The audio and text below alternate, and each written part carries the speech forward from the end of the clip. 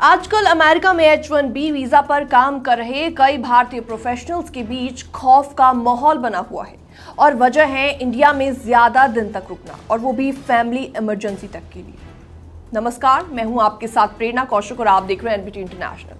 अब जरा सोचिए कि आपके माता पिता बीमार हैं, आप कंपनी की इजाजत लेकर 1 या 2 महीने के लिए इंडिया आ जाते हैं। आपके पास वैलिड वीजा है और इमिग्रेशन लॉयर से भी आपने सब कुछ क्लियर पूछ लिया है, आपके पास सारे डॉक्यूमेंट्स मौजूद हैं, लेकिन फिर भी वापस यूएस लौटते समय आपका वीजा कैंसिल कर दिया जाए। जी हाँ, ये कोई हाइपोथेटिकल सिचुएशन नहीं है, बल्कि कई सारे ऐसे केसेस देखे गए हैं। अब हाल ही में एक रेडिट पर भी एक इंडियन टेकी ने अपना पूरा एक्सपीरियंस शेयर किया है, उसके बारे में आपको बताते हैं। दरअसल रेडिट पर एक इंडियन टेकी ने अपना डर शेयर किया जो इंडिया में 1.5 महीने से रह रहा है माता पिता की देखभाल के लिए। उनका कहना है कि अब वो डर के साए में जी रहा है क्योंकि जिनके पास सब कुछ सही है उनको भी एयरपोर्ट से वापस इंडिया भेजा जा रहा है। तो ऐसे में क्या है इसकी असली वजह, क्यों भारतीय प्रोफेशनल्स को इंडिया वापस भेजा जा रहा है, क्या है इसकी वजह? दरअसल कुछ ही दिन पहले अबू धाबी प्री क्लियरेंस में कई H-1B वीजा होल्डर्स को रोक लिया गया। उनमें से कुछ को अमेरिका में एंट्री ही नहीं दी गई, जबकि उनके पास कोई भी क्रिमिनल रिकॉर्ड था ही नहीं, कोई इमिग्रेशन वायलेंस भी नहीं था और इसके बावजूद भी उनको इंडिया वापस भेज दिया गया। CBP ऑफिसर्स ने सिर्फ ये कहा कि तुम इंडिया में बहुत ज्यादा दिन रुक गए हो, इसलिए लगता है तुमने अपनी अमेरिका की जॉब छोड़ दी है। यानी अब फैमिली इमरजेंसी में भी इंडिया आना वीजा रिस्क बन चुका है। तो क्या एम्प्लॉयर की अप्रूवल भी काम नहीं आ रही? तो ऐसे में जवाब है नहीं। रेडिट और इमिग्रेशन फोरम पर कई ऐसे रियल केसेस सामने आए हैं जहां लोगों के पास एम्प्लॉयर की रिटन अप्रूवल तक थी, वर्क फ्रॉम इंडिया की परमिशन भी थी, बावजूद इसके उनको ऐसी सिचुएशन का सामना करना पड़ा। इमिग्रेशन लॉयर से एडवाइस भी उन्होंने ली हुई थी और वैलिड स्टैम्प्ड वीजा भी उनके पास था, लेकिन फिर भी उनको एंट्री करने से रोक दिया गया। तो ऐसे में अगर आपके सामने भी सिमिलर सिचुएशन कभी आए तो आपको इसमें क्या करना चाहिए? लीगल एडवाइस ऐसे में आप जरूर लें। बिना वकील से बात किए यूएस वापसी का प्लान ना बनाएं। ट्रैवल ड्यूरेशन को लिमिट में रखें। ऐसे में एक्सपर्ट्स का कहना है कि इंडिया में 4 से 5 हफ्तों से ज्यादा रिमोटली काम करना रिस्क बन सकता है। डॉक्यूमेंटेशन रेडी रखें, सबूत साथ रखें कि आप छुट्टी पर नहीं बल्कि कंपनी की इजाजत से वर्क कर रहे हैं। तो ये सारी सख्ती डोनाल्ड ट्रंप एडमिनिस्ट्रेशन की नई पॉलिसीज की वजह से हो रहा है।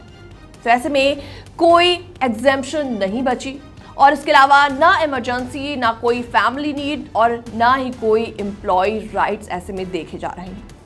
हर H-1B वीजा होल्डर को अब एक्स्ट्रा कॉशियस रहना पड़ेगा, नहीं तो वीजा रिवोक और डिपोर्टेशन तक का खतरा मंडरा सकता है। तो अगर आप भी यूएस में काम कर रहे हैं और इंडिया में छुट्टी या फैमिली रीजन से रुके हुए हैं तो अब सतर्क होने का समय आ गया है, क्योंकि अब हर छोटी सी गलती वीजा कैंसिलेशन में बदल सकती है। फिलहाल इस रिपोर्ट में इतना ही। बाकी तमाम अपडेट्स के लिए बने रहिए एनबीटी इंटरनेशनल के साथ। अमेरिका अब सिर्फ वीजा और ग्रीन कार्ड की लड़ाई नहीं रहा, अब डर और डिपोर्टेशन की कहानियां भी रोज सुनने को मिल रही हैं। लाखों लोग बेटर लाइफ एंड फ्यूचर के सपने को लेकर अमेरिका जाते हैं, लेकिन कुछ के लिए वो सपना पूरी तरीके से अधूरा रह जाता है। नमस्कार, मैं हूं आपके साथ प्रेरणा कौशिक और आप देख रहे हैं एनबीटी इंटरनेशनल।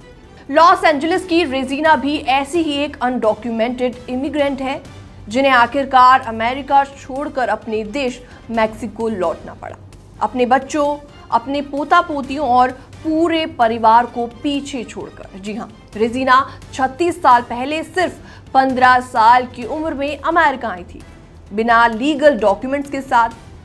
उन्होंने वहां गारमेंट फैक्ट्री में काम किया, हर साल टैक्सेस भी पे किए, लेकिन उन्हें कभी कोई सरकारी मदद नहीं मिली।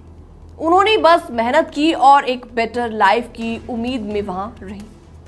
उनकी बेटी जूली बताती हैं कि रेजिना का शुरू में प्लान ये था कि कुछ पैसे कमाकर मैक्सिको वापस लौट जाएंगी, लेकिन अमेरिका में उन्हें उनका लाइफ पार्टनर मिल गया और फिर वो वहीं पर ही सेटल डाउन हो गई।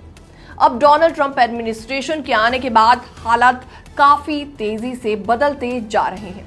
आइस यानी कि इमिग्रेशन एंड कस्टम एनफोर्समेंट अब हर शहर में अनडॉक्यूमेंटेड लोगों को टारगेट कर रही है और उनको अरेस्ट किया जा रहा है। लॉस एंजलिस जैसे शहर में रेड काफी ज्यादा बढ़ गई हैं। लोग डर के साए में जी रहे हैं। रेजिना का परिवार भी समझ चुका था कि किसी भी दिन उनके दरवाजे पर आइस एजेंट्स आ सकते हैं। तो ऐसे माहौल में रेजिना ने डिसीजन लिया कि अपमानित होकर अरेस्ट होने से बेहतर है कि वो खुद अमेरिका छोड़ दें, यानी कि सेल्फ डिपोर्टेशन वो खुद कर ले और किसी शोर शराबे के बिना अपने देश मैक्सिको लौट चले। जब वो एयरपोर्ट पर अपने परिवार से विदा ले रही थी तो वो पल बेहद इमोशनल कर देने वाला था। कुछ तस्वीरें भी सोशल मीडिया पर वायरल हुई। उनकी आंखें काफी ज्यादा नम थी, लेकिन आत्मसम्मान के साथ वो अपने देश लौट रही थी। अब रेजिना अपनी मां के साथ मैक्सिको में रहती हैं। वहां सब कुछ नया और थोड़ा अनजान लगता है, लेकिन कम से कम आइस का डर उनको नहीं है। अपने परिवार की उनको बहुत याद आती है। तो ऐसे में उनकी बेटी जूली ने बताया कि अब वो अपनी माँ से फोन पर बात करती हैं। कभी कभी तो ऐसा लगता है कि जैसे माँ अभी भी उनके साथ मौजूद है, लेकिन जब फैमिली एक साथ होती है और माँ नहीं होती तो उनकी कमी जरूर खलती है। तो ऐसे में जूली का कहना है कि उनकी माँ ने बचपन से सिखाया है कि चाहे हालात जैसे भी हो, मजबूती से खड़े रहना है।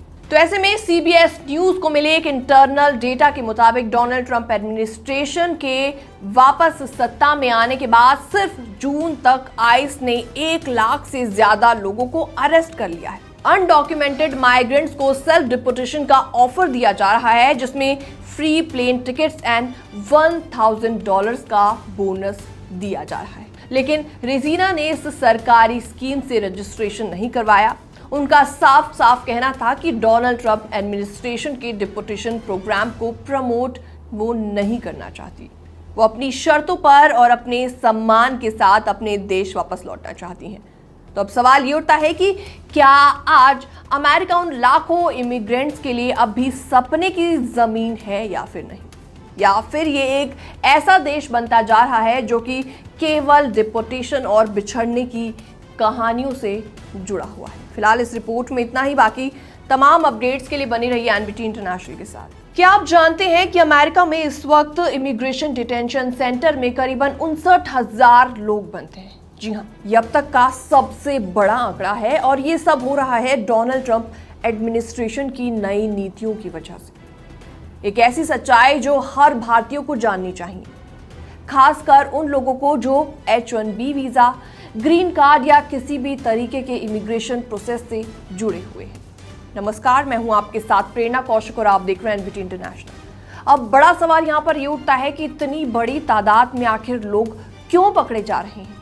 तो आइए सब कुछ आपको डिटेल में बताते हैं। दरअसल अमेरिका की इमिग्रेशन एजेंसी आइस अब हर रोजाना लगभग 1200 से ज्यादा लोगों को टारगेट कर रही है, उनको गिरफ्तार कर रही है।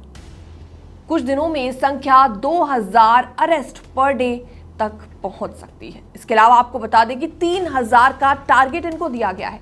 लेकिन इसी बीच चौंकाने वाली बात यह है कि इन 59,000 डिटेनीज में से करीबन 47% लोगों का कोई भी क्रिमिनल रिकॉर्ड है ही नहीं। यानी सिर्फ ट्रैफिक वायलेशन, वीजा एक्सपायर या ओवरस्टे जैसी छोटी वजहों से लोगों को पकड़कर डिटेंशन सेंटर में डाल दिया जा रहा है। और सबसे बड़ी बात यह है कि ये लोग अमेरिका की सड़कों, जॉब साइट्स और घरों से पकड़े जा रहे हैं, ना कि बॉर्डर से। डोनाल्ड ट्रंप की नई इमिग्रेशन पॉलिसी से हर कोई डरा हुआ है।